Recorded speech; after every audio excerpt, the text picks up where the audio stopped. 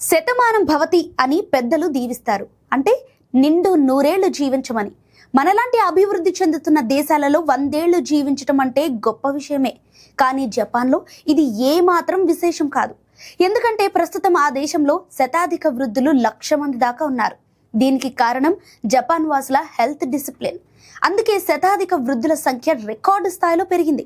ఇప్పుడు జపాన్ వ్యాప్తంగా 100 ఏళ్ల వయసు పైబడిన పౌరుల సంఖ్య దాదాపు 1,00,000 అని అక్కడి ప్రభుత్వ గణాంకాలు తాజాగా పేర్కొన్నాయి.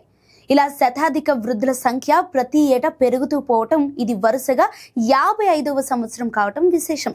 ఇది కూడా ఒక రికార్డే.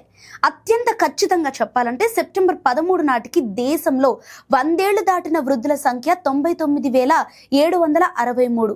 అందులో 88% మంది మహిళలే. మొత్తం 99,763,000 మంది శతాధిక వృద్ధుల్లో 87,784 మంది మహిళలు కావటం విశేషం. కాగా 100 ఏళ్లు పైబడిన వారిలో 11,979 మంది పురుషులు ఉన్నారు. తమ జీవన కాలం అంతా జపాన్ అభివృద్ధి కోసం పాటుపడుతున్న వీళ్ళందరినీ చూస్తుంటే గర్వంగా ఉందన్నారు జపాన్ హెల్త్ మినిస్టర్.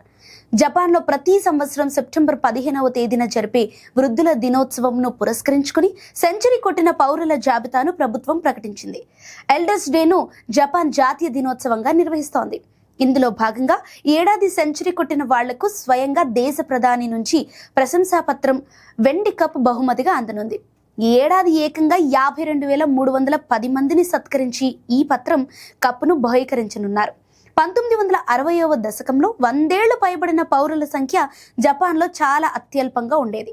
ఇక 1963లో చేసిన ఒక సర్వే ప్రకారం దేశంలో కేవలం 153 మంది మాత్రమే శతాధిక వృద్ధులు.